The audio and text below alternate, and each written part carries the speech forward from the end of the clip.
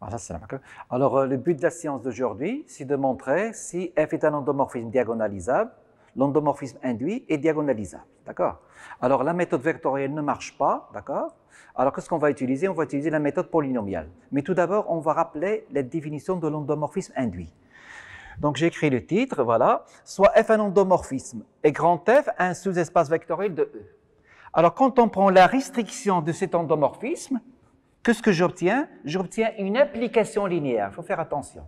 Je n'obtiens pas un endomorphisme de f dans grand F. J'obtiens une application linéaire qui va de f dans E. Donc, petite question, quand est-ce ça est à valeur dans grand F? Autrement dit, quand est-ce ça est un endomorphisme de f? Alors, il faut ajouter la condition. Alors, ça, c'est un endomorphisme de f, c'est-à-dire il arrive dans f, si seulement si le sous-espace grand F est stable par petit f. Donc, on va préciser la définition suivante. Qu'est-ce que c'est un sous-espace stable par un endomorphisme? Le sous-espace grand F, il dit stable par f si l'on a, qu'est-ce qu'on a? On a l'image directe de grand F par petit f est inclus dans f. Voilà. Donc, il faut vérifier cette inclusion ensembliste. D'accord? Dans ce cas, qu'est-ce qu'on note? Dans ce cas, il faut retenir cette notation. Dans ce cas, on note petit g qui est égal à la restriction, d'accord? Petit g ça, note ça. L'endomorphisme, donc on l'appelle endomorphisme, on note ça, l'endomorphisme induit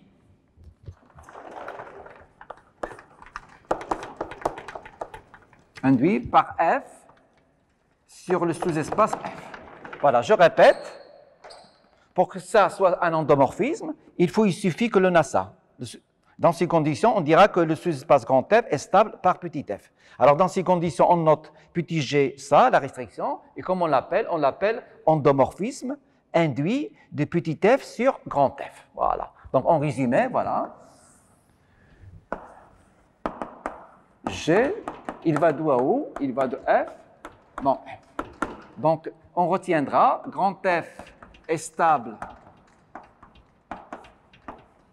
par petit f, cela équivaut à petit f de grand F est inclus dans f. Donc, ce qui signifie, on a une inclusion ensembliste, quel que soit x appartenant à f, f de petit x appartient à grand F. Regarde. Donc, il faut se débarrasser des petits lacunes. Une définition bête, donc il faut se débarrasser très doucement de la lacunes. Qu'est-ce que c'est un sous-espace stable par f? Voilà. Ça veut dire ça, ça veut dire ça. Ou ça veut dire quoi? Regardez, pour terminer. Ça est un endomorphisme de qui? De grand F. Voilà. Regardez ici, voilà. Question très bête. J'ai un endomorphisme, quand je prends la restriction, quand est-ce que je récupère un endomorphisme? Tu récupères un endomorphisme, c'est le sous-espace grand F et stable par petit f. Voilà. Et comment on l'appelle? On l'appelle endomorphisme induit. Voilà. Endomorphisme induit par f sur 1. Alors maintenant, une question naturelle qui se pose. Comment on construit des sous-espaces stables par petit f? Voilà. Donc, proposition, soit f et g, deux endomorphismes de E. Donc, le résultat, il vous donne un moyen pour construire les sous-espaces stables. Alors, qu'est-ce qu'on a? F rang G est égal à G rang F. Alors, qu'est-ce que j'ai? Alors,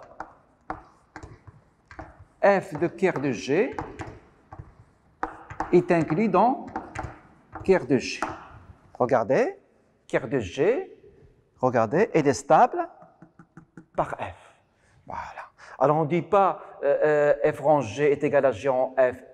Si on a f rang G, si f rang G égale à G rang F, alors f de ker de G est inclus dans ker de G. On dit que si deux endomorphismes commutent, que se passe-t-il? Alors, l'un est stable, le noyau de l'autre. Les notations ici sont muettes. D'accord? On ne fait pas f, g et ker, ker. Voilà. Si deux endomorphismes commutent, que se passe-t-il? Alors l'un, il est stable quoi? Le noyau de l'autre. C'est-à-dire on a également G de ker de F est inclus dans ça. Donc ça c'est l'hypothèse, on peut la montrer. Donc je veux montrer que F de ker de G est inclus dans ça. Que veut dire ça? Quel que soit x appartenant à ker de G, qu'est-ce que j'ai? Il faut montrer que f de x appartient à ker de G. Donc je veux montrer que f de... Regardez comment on s'organise très doucement. Ça, ce que je veux. Ça veut dire ça. Alors je veux montrer que ça, il appartient à celui-là. Qu'est-ce que je fais? J'évalue g de f de x. Qu'est-ce que c'est g de f de x? Voilà. Par définition de la composition, c'est g rond f de x. Voilà. J'utilise mon hypothèse. G rond f, c'est f rond g. Ça commute. Donc c'est égal à f rond g de x. J'utilise la définition de la composition des applications. C'est f de g de x. Et bien sûr, il faut utiliser l'hypothèse. L'hypothèse, c'est quoi? X appartient au noyau de G. Que veut dire X appartient au noyau de G? Cela veut dire que ce qu'il y a là, c'est 0. Donc c'est égal à f de 0. C'est égal à 0. Conclusion, regardez. G de f de x est égal à 0. Que signifie par définition? Cela signifie par définition que f de x appartient à ker de G. Voilà. Alors il y a des exemples fondamentaux. Exemple. Voilà.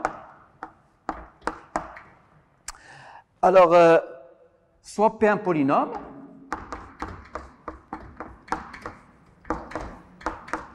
qu'est-ce que j'ai?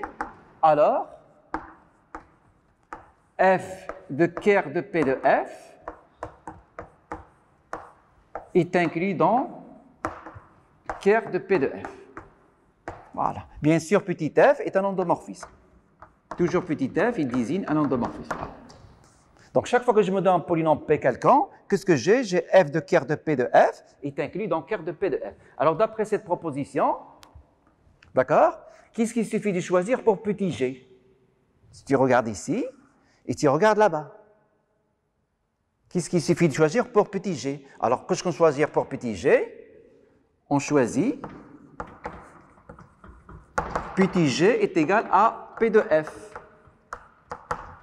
Alors maintenant, est-ce que f et P de F commutent?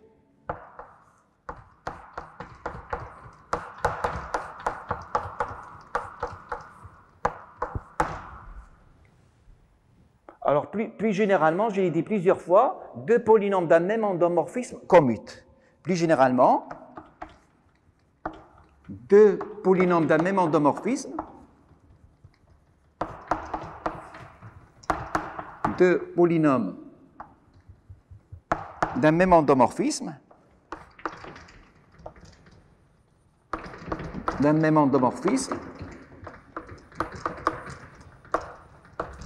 commutent. C'est-à-dire, vous avez P de F composé avec Q de F, c'est égal à quoi? Q de F composé avec P de F. Voilà. Donc, deux endomorphismes, ça ne commute pas, mais deux polynômes d'un même endomorphisme commutent. Donc, qu'est-ce qu'il suffit de choisir ici Q de F pour avoir ça? Qu'est-ce qu'on choisit choisir Q, le polynôme, pour avoir ça? Donc, il suffit de choisir Q de x égale à combien? Est égal à x. Je choisis Q de x égale à x, ici, tu obtiens ça. C'est très intuitif. Quand tu as deux choses polynomiales en f, toujours ça commute. Voilà. Donc, en appliquant les trucs, j'ai la stabilité de quoi? De ker de P de F. Alors, il y a un cas particulier très important. C'est quoi le cas particulier très important? Donc, cas particulier très important. Si on choisit P de x, est égal à x moins lambda, où lambda est une valeur propre de f. D'accord? Alors, on va appliquer le 1 à ça. Alors, qu'est-ce que c'est P de f? Donc, j'évalue P de f. P de f, c'est f moins lambda l'identité de E, d'accord? Alors, qu'est-ce que c'est ker de P de F? C'est le sous-espace propre de F relative à la valeur propre lambda. Et qu'est-ce que c'est la conclusion? La conclusion, un sous-espace propre, on a toujours F de E de lambda F est inclus dans E de lambda F. Autrement dit, le sous-espace propre est toujours stable par quoi? Par petit f. Ça, il faut le connaître par cœur. Il faut avoir présent à l'esprit qu'un sous-espace propre est toujours stable par petit f. Voilà. Alors maintenant, je vais proposer un exercice. Donc, on a un exercice. En fait, c'est un lemme, d'accord? Qu'est-ce qu'il dit cet exercice?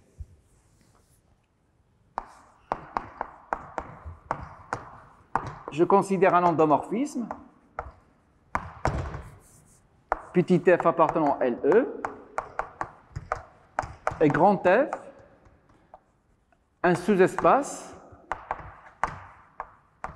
stable par petit f. Donc, grand F est un sous-espace vectoriel stable par petit f. Donc, je note petit g qui est ça, l'endomorphisme induit. On note ça, l'endomorphisme.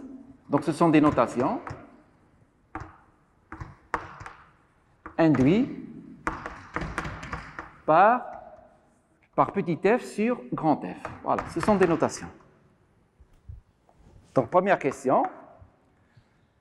Donc, les notations, f est un endomorphisme et f est un sous-espace vectoriel stable par f, d'accord? C'est-à-dire, on a f de grand F est inclus dans f.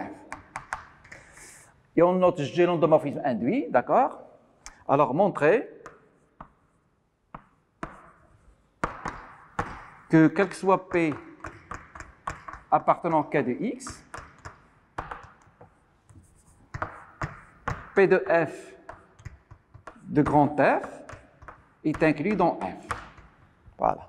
Donc, si P est un polynôme, celui-là, c'est un polynôme d'endomorphisme, donc c'est un endomorphisme. Et qu'est-ce que j'ai? Elle est stable, grand F. Donc, conclusion, si petit f laisse stable grand F, que se passe-t-il? P de F laisse également stable grand F. Donc, je peux parler de l'endomorphisme induit, de celui-là. Regardez. Je peux parler de l'endomorphisme induit de celui-là sur quoi? Sur grand F. Je répète, grand F est un sous-espace stable par petit f par hypothèse. Qu'est-ce que j'ai? P de F est également, qu'est-ce qu'il fait? Il laisse stable le sous-espace vectoriel grand F. Donc, je peux parler de l'endomorphisme induit de celui-là. Combien il vaut? P de F de F. Donc, je peux parler de ça. Ça vaut combien? Ça vaut P, ce qui est égal à P de G. Regardez la formule. L'endomorphisme induit sur F, que se passe-t-il? Il rentre. L'endomorphisme induit, c'est l'induit d'endomorphisme. Il est là, ça c'est un endomorphisme sur F. Combien il vaut? P de qui? De l'endomorphisme induit, c'est-à-dire de G, car G c'est ça. Voilà. Deuxième chose, le polynôme minimal de G, qu'est-ce qu'il fait? Donc montrer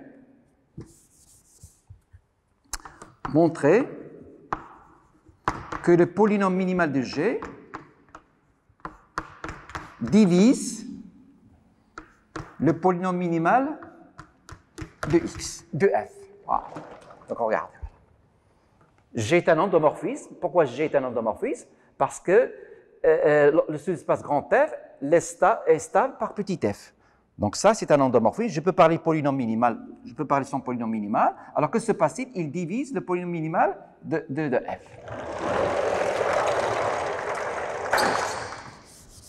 Alors, on peut montrer ça.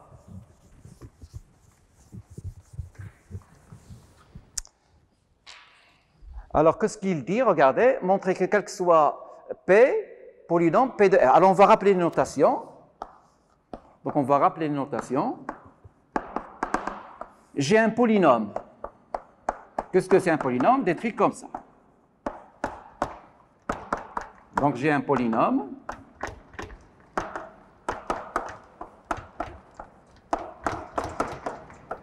Voilà. Donc, je forme P de F. Qu'est-ce que c'est P de F? C'est ça. P de F, c'est un endomorphisme.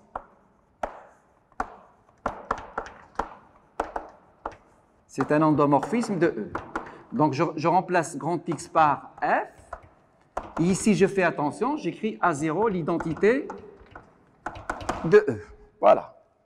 Et qu'est-ce que je cherche à montrer? Je cherche à montrer P de F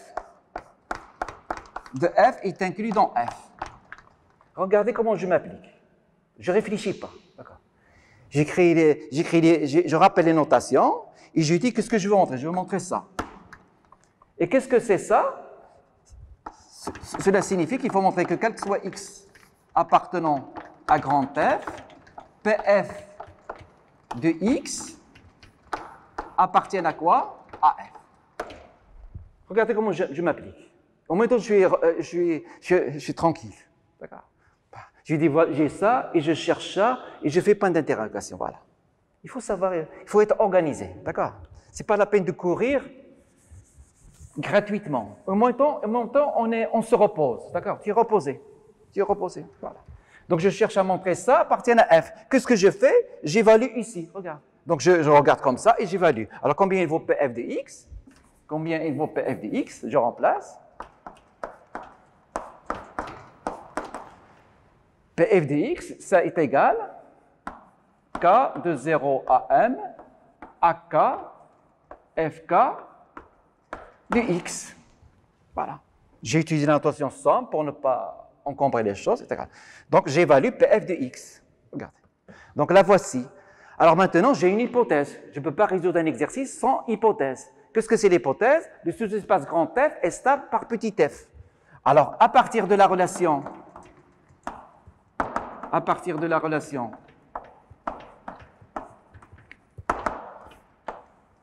F, à partir de cette relation, d'accord? C'est l'hypothèse, il ne faut pas oublier l'hypothèse, d'accord? On montre facilement par récurrence.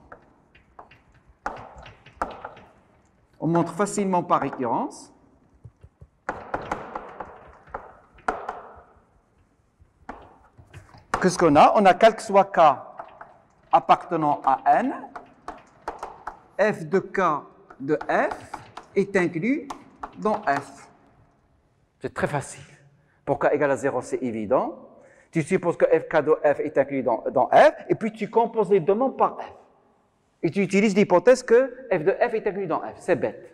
D'accord? Et c'est évident. Donc on a ça. Et que veut dire ça? C'est une inclusion ensembliste, signifie quel que soit K appartenant à N,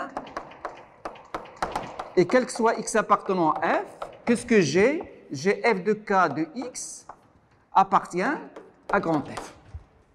Regardez, il n'y a pas des maths. On s'applique. Je fais ça, je regarde l'hypothèse et ça, et surtout, ce n'est pas la peine même de réfléchir. Voilà. Mais, les notations sont bien maîtrisées, etc. Je remplace, je regarde pas. Voilà. Et qu'est-ce que je cherche à montrer? Voilà ce que je cherche à montrer. Regardez ce que je cherche à montrer. Alors maintenant, c'est évident. J'ai ça, regarde, et à partir de ça, qu'est-ce que je fais? Je viens ici. Voici mon PF de X. Regardez mon PF de X, c'est ça. Qu'est-ce que j'ai? Ça, il appartient à F. Ça, il appartient à F. C'est un sous-espace vectoriel. Donc, la somme, les combinaisons linéaires appartiennent à F. Pourquoi? Parce que grand F est un sous-espace vectoriel. Donc, tout cela appartient à grand F. Et c'est terminé. Voilà. C'est de la cuisine. Il faut s'appliquer. Alors, qu'est-ce que c'est petit 2? Qu'est-ce que c'est petit 2?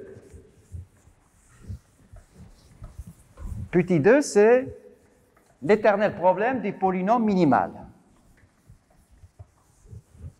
Donc, regardez. Quand tu étais dans le lycée, tu avais les classes de congruence, la classe de 0, la classe de 1, la classe de n-1. Voilà. Et ça, c'est un groupe dans le lycée, d'accord? Voilà. Et qu'est-ce que tu dis? Qu'est-ce que c'est l'ordre de 1? L'ordre minimal de 1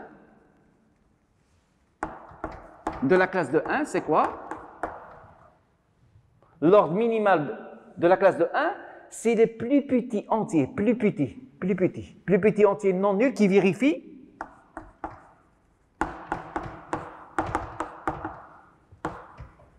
non nuls, qui vérifie quoi?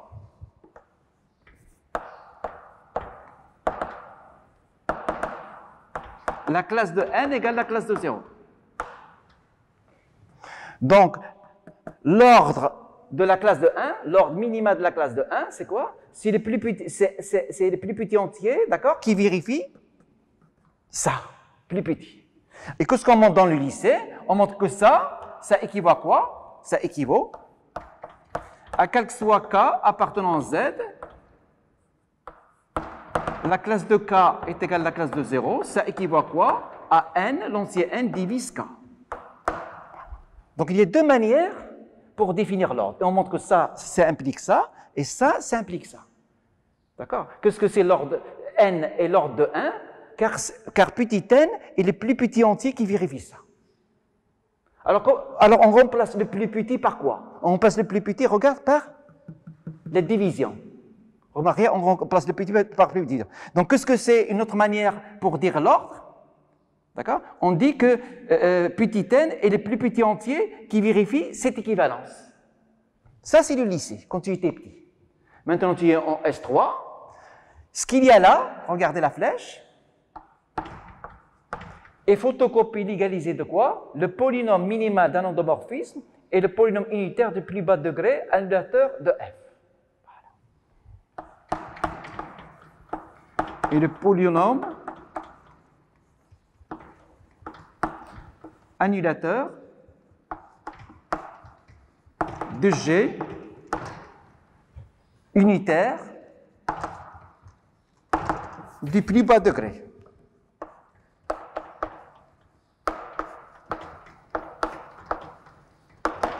Donc, ce qu'il y a là, c'est photocopie légalisée de ça. Si tu as compris ça, tu vas comprendre ça. Qu'est-ce que c'est pi de G, polynôme minimal de G, et le polynôme unitaire annulateur de plus bas degré. Alors maintenant, qu'est-ce qu'on va faire? On va remplacer plus bas, d'accord? On va remplacer plus bas par ça.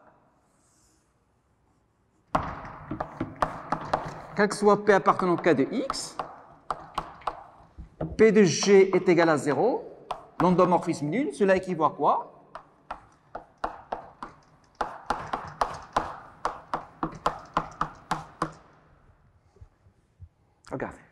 Regardez comment le lycée, comment c'est photocopie légalisée du lycée. Le lycée, l'ordre de la classe de 1, c'est le plus petit entier qui vérifie la classe de n. En S3, on l'a remplacé par quoi? Le polynôme minimal et le polynôme annulateur de plus bas degré qui annule G. Et l'autre, et ça, dans le lycée, est équivalent à ça, d'accord? On a remplacé plus petit par divisible. Alors, ça du lycée, on l'a remplacé par quoi? On l'a remplacé par ça. Qu'est-ce que c'est le polynôme minimal de G? C'est le polynôme annulateur unitaire, c'est l'unique polynôme annulateur unitaire qui vérifie cette équivalence. Donc, il vérifie cette équivalence. C'est-à-dire, ça égale à 0, ça équivaut à pi de G égale à ça. Donc pour montrer ça,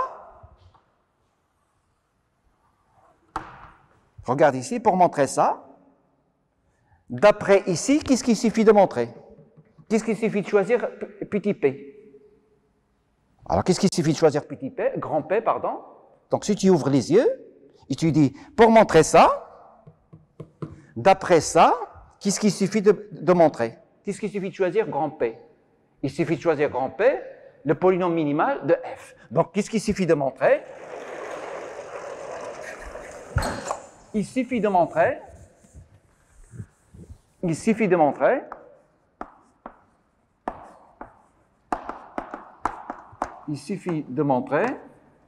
que le polynôme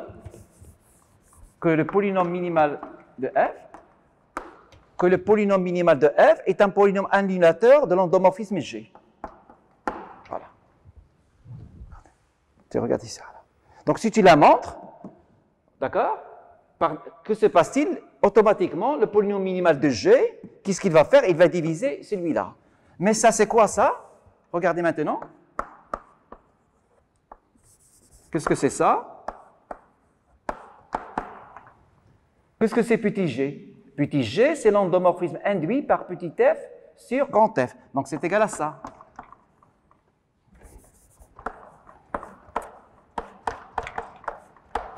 Et d'après 1, tu regardes 1, où est 1? 1, là voilà A. Regardez 1. Qu'est-ce qu'on a? Ça, c'est le polynôme. Il ne faut pas avoir de celui-là, il ne faut pas avoir peur de celui-là. Ça, c'est P. Regardez 1, ça, c'est P. Ça, c'est égal à quoi? C'est égal à pi de F. Et ça vaut combien ça? Pi de F. Le polynôme minimal est un polynôme annulateur de F. Donc, c'est égal à 0. Donc, c'est égal à 0. Et c'est terminé. Voilà ce qu'il fallait démontrer. Alors maintenant, on arrive à le but du séance. On arrive au but de la séance. Qu'est-ce que c'est le but de la séance? Qu'est-ce que c'est le but de la séance? Le but de la séance, si F est un endomorphisme diagonalisable,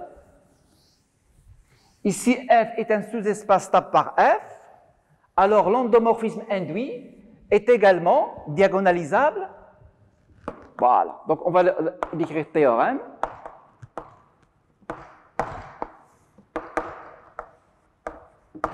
Donc soit F, un endomorphisme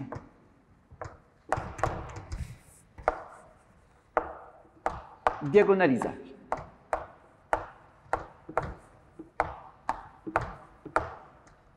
Et grand F, un sous-espace stable par F.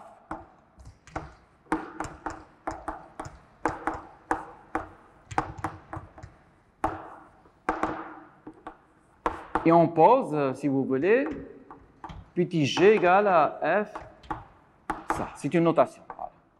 Chaque fois que l'on doit. Alors, que se passe-t-il? Que se passe-t-il? Alors, l'endomorphisme induit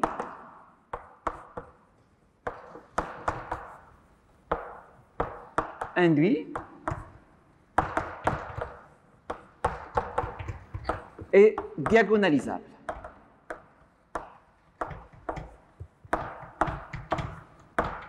Voilà. Donc c'est un résultat qui est clair et qui est intuitif et naturel. D'accord? Et la démonstration, l'unique démonstration, c'est la méthode polynomiale. On va parler ça à la fin, d'accord? Donc si f est diago, d'accord, c'est f est diago, et grand F est un sous-espace stable par F, pour que ça existe, d'accord? Pour que l'endomorphisme induit, ça existe, d'accord? Que se passe-t-il? L'endomorphisme induit, voilà, est également diagonalisable. Alors qu'est-ce que c'est la preuve?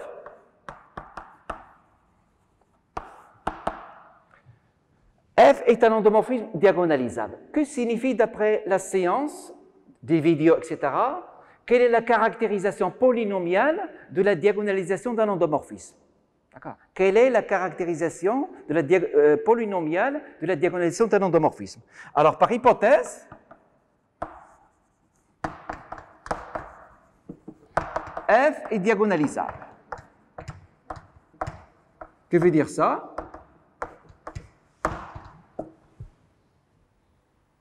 Que veut dire ça? F est diagonalisable. Alors, cela signifie que son polynôme minimal, cela équivaut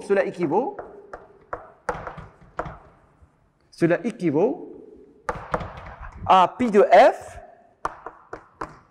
et scindé, donc c'est déjà vu dans la vidéo, dans le cours, et scindé à racine simple.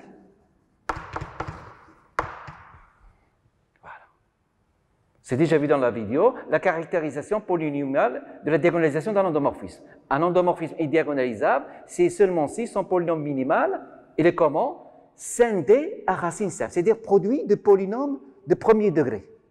X moins lambda 1, X moins lambda 2, X moins lambda 2, avec les lambda i de Z2 distincts. C'est ce que veut dire scindé à racine simple, d'accord? Alors, qu'est-ce que je veux montrer? Je veux montrer que celui-là, que j'ai appelé G, est également diagonalisable. Je veux montrer que ça est diagonalisable. D'après ce même résultat, qu'est-ce qu'il suffit de montrer? Donc, il suffit de montrer quoi? Que le polynôme minimal de G est scindé à racine simple. D'accord? Mais on vient de voir dans l'exercice, d'accord? On vient de voir dans l'exercice que j'ai effacé, que ce que j'ai, or, le polynôme minimal de G, il divise le polynôme minimal de F. Voilà. Et le polynôme minimal de F, il est scindé à racine simple. Et celui-là, il divise celui-là. Donc, nécessairement, pi de G de X est scindé à racine simple.